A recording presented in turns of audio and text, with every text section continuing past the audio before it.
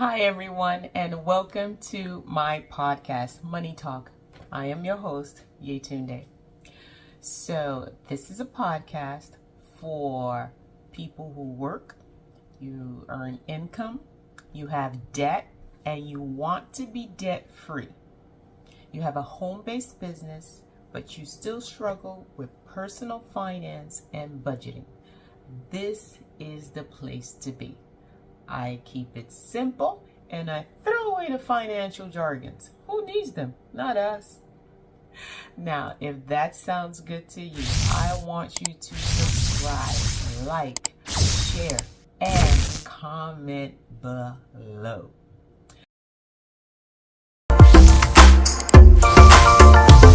Now, guys, if this is your first time tuning in to my show, welcome. Pull up a chair. Join the family. Now, if you are a returning viewer, well, you know the drill. Come on, bring it in. Hugs and love to you. So today, I will be sharing a pre-recorded video that I did with a friend of mine, Susan, who is a mother of 4. And one of her children is autistic. And we were just talking, and she kind of was telling me her story, her 27-year journey story with her son, Parker. And it was such an interesting story because she enlightened me that in the autism community, when the child is diagnosed with autism at the early stages, majority of the times, the breadwinner leaves the home. The breadwinner leaves the home. And as you know, when the breadwinner leaves the home, the rest of the family suffers. So she and I started this podcast. It's called Unraveling Autism. I'm also a host on that show. So kudos. And I will also drop the link down below. So I want you to take a watch and listen and share it with anybody that you know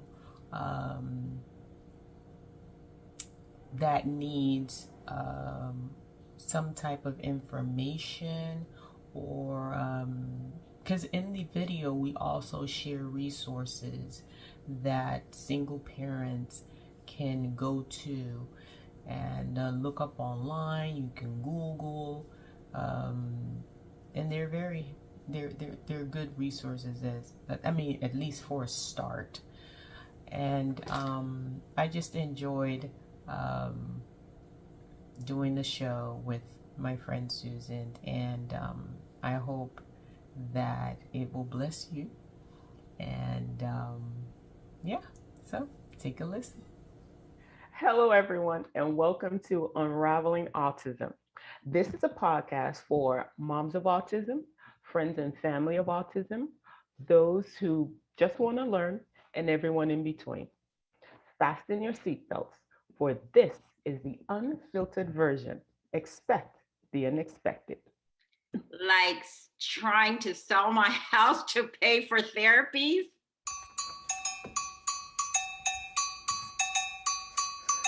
Wild Adventures Productions presents Unraveling Autism.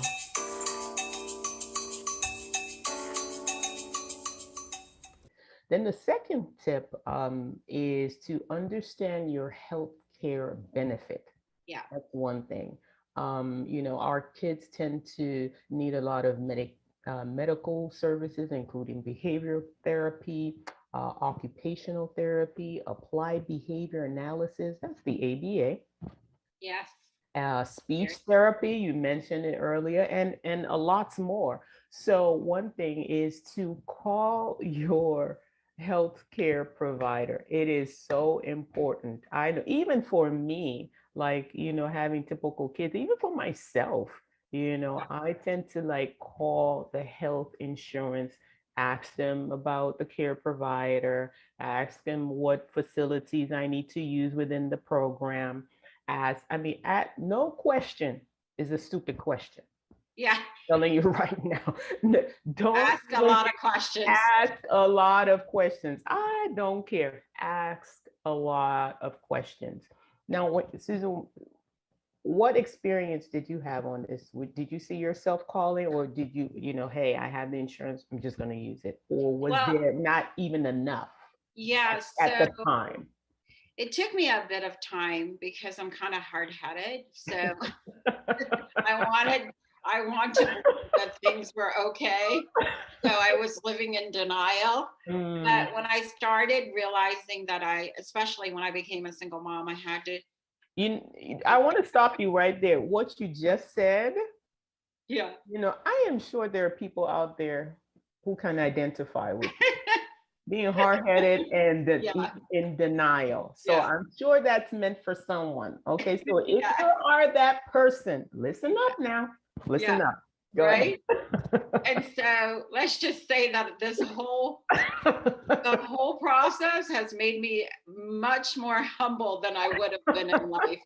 And pride, I don't even know. That's not even a word, But yeah, so what I've discovered is when I became a single mom, that my child qualified for Medicaid right away just Okay. because of the diagnosis. Okay. Okay. Okay. But this is even a little tricky for those of you that have two incomes, or that, it, you have good insurance through your work or whatever. Yeah. You have to check, because Medicaid does work off of, even though everybody qualifies, it seems to have work off of like kind of income based, and whether or not you have another insurance that could be your primary. Mm-hmm. So I don't, pretend to know everything about Medicaid. It just is that we qualified for it, and I started researching it, and I thank God for that, because as a single mom and as a mom that's not working in the corporate world anymore, Medicaid's been tremendous help. Whether it's for Parker, like you said, they provide so many hours of behavior, and therapies, speech therapies, and all of those things, and a lot of testings that they do, like neurological testings and so forth. Mm-hmm. But it's also been tremendous for me as a single mom with my other children, my typical children, because, as you know, Presley is a rugby player. He's a football player. He has had a lot of injuries. He's had a lot of having to go to therapy.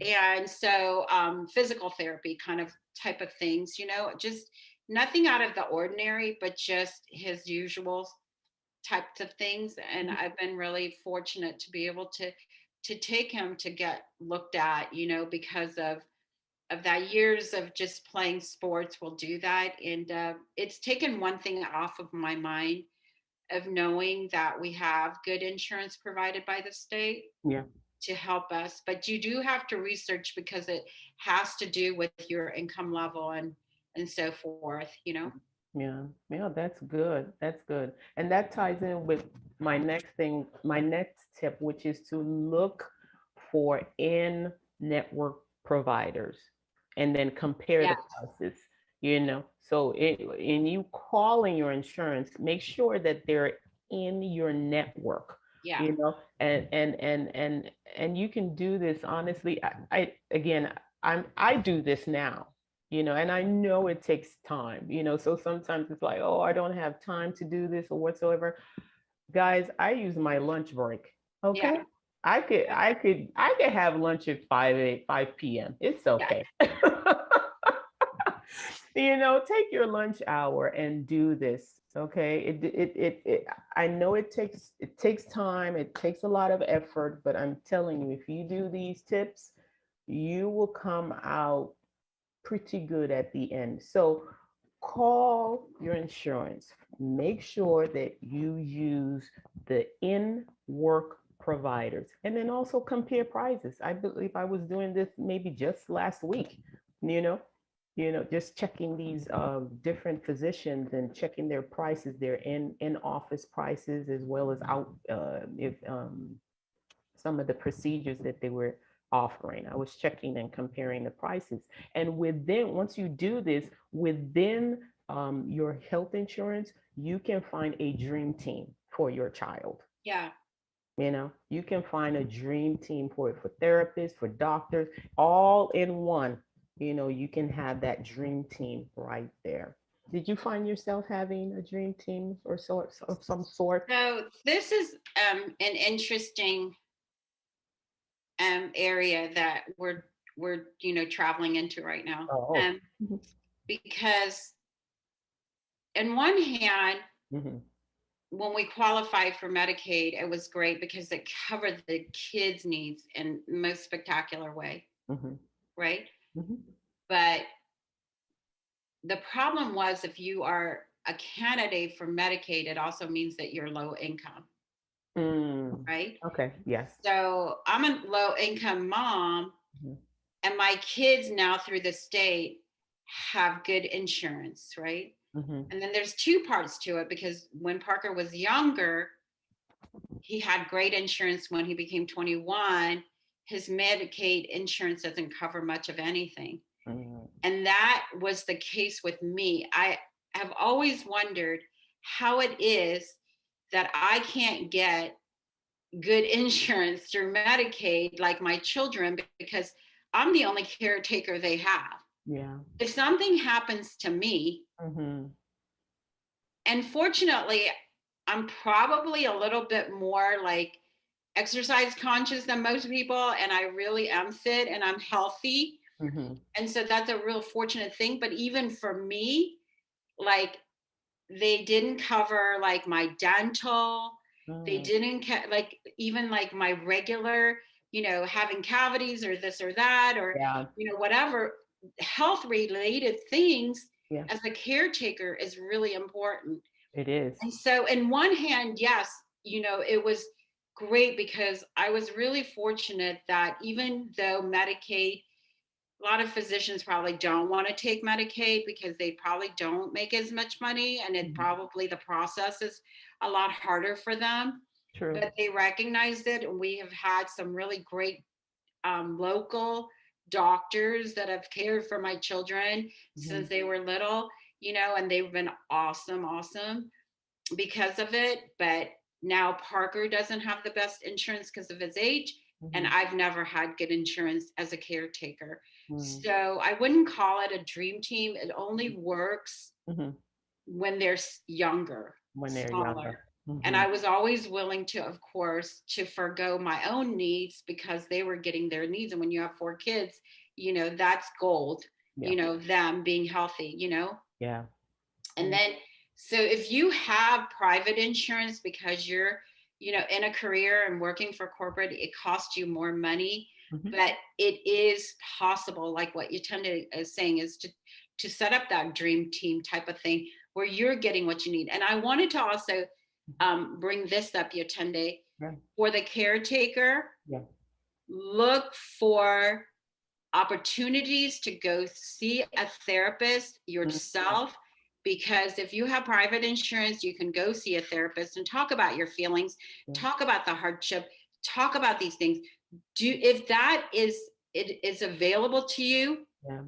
even though it takes time, even though you have to leave your kids with somebody, do it. Yeah. Do that, Mhm. because we so often do not care for ourselves, and that Yeah. goes for all moms across the board, not just for special needs moms. You're right. Don't be Yeah. isolated. Mhm. Yes. Yeah. Don't be isolated, because I know that can, yeah, isolate someone. Yeah. Thanks for that. My next tip is to contact your local autism patient advocacy group. And of course, this is of course now, because I know back in your day, What what advocacy? advocacy group? I was it. Like, there you go. But nowadays, you have so many of them. I mean, the ones that I can remember is the Autism Society of America. That's one of them. There are many more local ones out there. There support groups out there that if you don't know of how to um, pay for these things, or how to start, a medical insurance, or the medical waiver that we've been talking about, Medicaid waiver, you can go to these support groups, and they can help you out. They have all the information, so they can help you out. The next one is my fave, you know budgeting. Budget for expected and unexpected expenses. You know, so for me, as a personal finance geek myself, I'm just weird. You know, I'm just weird in that I just love budgeting. And I know for many of you out there, it's like, some of you, it's like a four-letter word. That's what I was just gonna say. Like budget. Oh my gosh. But I kid you not, it is not. Budgeting to me, it just frees me up. It frees me up to tell my money where to go. Oh my gosh. You were born for this. You go, girl. It's just telling your money where to go. Easy peasies, honestly. And for budgeting, all you need is, you don't even need fancy stuff. If you are if you know what spreadsheets are, Excel spreadsheet, you can have that. Hey, back in the day, my mom and dad, they didn't have all these tools. You know what they used? Notebooks. Do you know what notebooks are? Yeah, right. Any one of you know? Because everybody's on iPad now. I grew up there you go. There you go. I grew up in Nigeria, so most of my life, I've seen my parents, handled cash. Yes. And what they would do on a monthly basis, especially my dad, I saw he would write, rent, and he would write there would be a value right beside it, monetary value, and car maintenance. I still do the that. dollar. See? So it doesn't matter, guys. You can go to the dollar store, get you one of those pads, those yellow pads, and just write each month. Write it out. Yeah. There are all tools out there. There's a tool, Every Dollar, which is from Dave Ramsey, which is what I use. There's Mint. There are other apps out there that you can use, even on your phone. You can get it on your phone. Go to the App Store. You can find a budgeting tool on there. And guys, listen. Again, I know most of you do not want to hear the word budget, but I'm telling you this. It is a great, great, great thing to do on a monthly basis. Okay, it will tell you where your money should go. All right, I don't know how simple. I don't know what else to say, but it will really and truly help you. So, Susan, I'm curious. Around that time where you were just going, I think I know what the answer is, but yeah. So I had to. I love this comparison thing, because I know. I have. This is one of back these in the day. This is one of these, like, okay, I'm being like so transparent, because like it is like a tell-all kind of story that we're doing here, because nobody likes to confess to the world. The world, I know. That, the word budget was always like, it's like hand off it. Yeah, no one likes likes vegetables kind of thing, right? Yeah, no one likes exactly. Yeah, and but I laughed while you were saying, like, tell your money where to go, because tell your money where to go. If you don't tell your money where to go, you will never know where it went. Yes. Oh man, that's so good, girl. You will never know where it went. Listen, people. Yes. So one of the segments that we want to do in the future is this right here, because because, honestly, it's not because I didn't have money at one time. It's because I didn't really understand the budgeting principles. So I want to talk about a little, without going on a rabbit's trail. I do want to say this, that when autism, came to our doorsteps, it created this crisis. But whenever you have a crisis in your life, what it does is it brings all of your shortcomings to the front. Because whatever you come into that crisis with, it magnifies the weaknesses. And because one of the facets of autism is it just sucks money out of you. Yeah. And everything is like this. It's like your child or this money. And it just seems like a no-brainer. Like your son needs this and the therapy costs $200 an hour, then you put that out, because who would you be if you didn't use it for your son? Yeah. But because of how I came into it, because I was a career person, because I used to be married, and because I had income and resources at one time, when this crisis hit, it hit my whole family. We became one job person, and all of these crises came. And because I'm only one person and I wasn't equipped for it at all, I came into it with trying to live my life the way I've been living. And then taking on these other new bills that came my way. So it just sucked my finances dry. And had Yetunde always says in the podcast, I wish I would have known you back then. Had I known Yetunde back then, she would have said to me, now, Susan, like, I'm seeing this money going out like water. Yeah. Let's talk about this budget. And I probably would have looked at you like, you're crazy. But I am, one thing that I am is I can honestly say that when somebody is telling me a truth that I should know or that I should learn, I'm very open to it. I've always been open to learning new processes. And I've always, because I've been in sales and have been successful in the sales arena, one key that somebody asked me a long time ago is, what makes you a successful salesperson?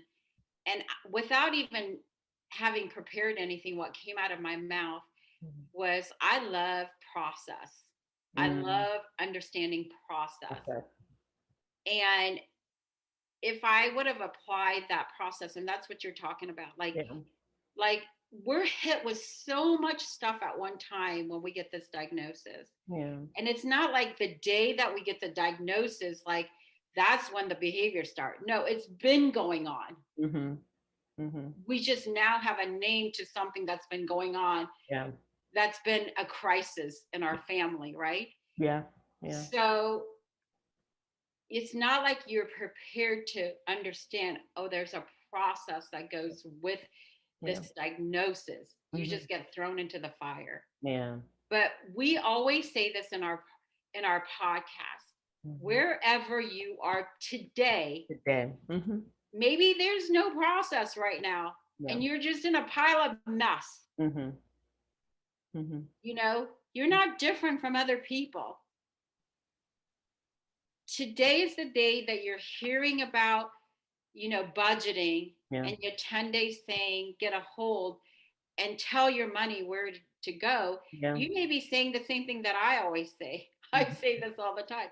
I have more bills than I have money. But today is still the day to write it out, even though that's your truth. So Yetunde, I want you to talk a little bit about that. Like, yourself that you have more bills than you have money this month, and they're hearing you talking about telling your money where to go. Where do you start? Again, I can't I can't say it enough. Budget. That's just it. It's just as simple as that. There's no cookie cutter way. There's just no way. It's finding the time to sit down. Okay. And let me tell you something. I can assure you, even though you say you have more bills than money coming in, at the end of the day, when you start doing these budgets on a monthly basis, you will find out. Okay. I've been part of that. I found out that even with the classes that I even teach sometimes, I at the end of the day, we all find out that we earn more money. We have more money than the bills. If you actually just sit down and list everything, and when I say everything, I mean everything, from like gas, from like rent, from like food, from like soda, Starbucks, coffee drinkers. I will get you every Yeah, time. that's another $7, $8 right there. Yeah. Oh, your favorite eating out. Yeah. You're going to list all of that out. List and then on the side, like I said, put an amount to it, how much you spend on a monthly, weekly basis. Okay. It's not going to take you, I'm not saying that, okay, a month, oh, you'll be a pro. No. 2 months, you'll be a pro. No. 3 months. No, I wasn't.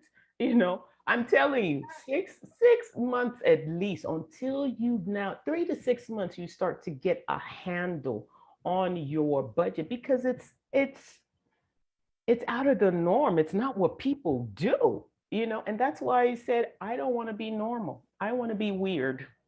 you know I just Weird want to with be money. weird with money. There you You go. know?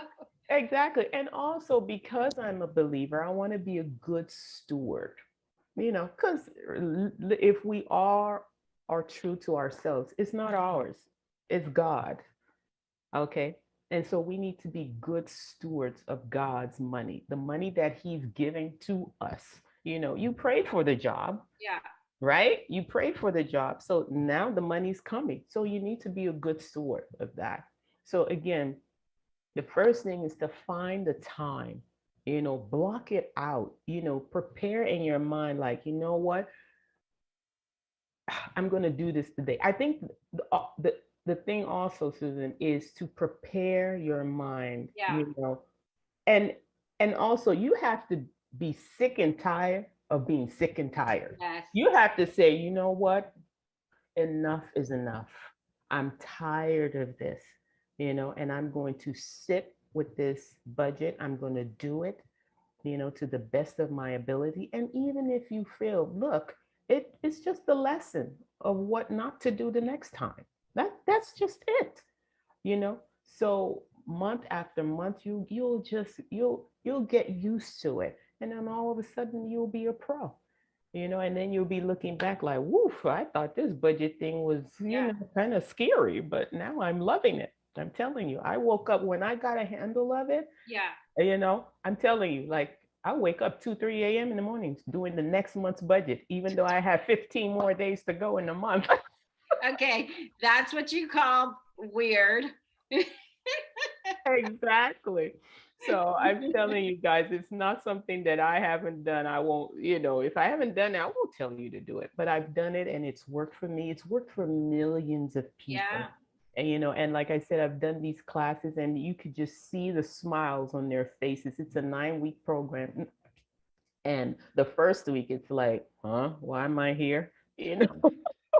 But at the end of the day, after that 9-week program, when they see how much that they saved, how much debt that they paid off, because there are people who have medical issues, and they're trying to eliminate that on in that area. So yeah, I can tell you that it's a good thing, and yeah. So we're So okay, so I'm just gonna say I was gonna give one more tip, but I know we're out of our time. no, you But before no, I think we should uh-huh. extend this. This is so good. Mhm. We're gonna do a part 2 and probably part 3 4 to this segment because it's such a big, Yes. topic. Yes, it is. But I wanted to interject, like, what I found out, like, Yatunde is a pro. She does like Excel spreadsheets. I do Yes. the paper like she's talking about, and I write it down every day. But what that helped me with was it was sobering to look at, like the first months, it's scary. It's scary because you're being like, Well, I just want to say thank you so much for watching this video. Now, of course, this is I don't know, guys. It's probably going to be a 4-part series or 5-part series. I have no clue. But I'm sure and I hope that you enjoyed it as much as I did recording it with my friend Susan. So, again, I want you to like, subscribe, share, and comment down below. If you have any questions that you, maybe something that has been on your mind and you could not get anyone to answer it for you, please, by all means, drop a comment below and we'll be sure to respond to you. So again, guys, thank you so much. Because of you, our tribe is growing. All right? Now, till next time, peace and love.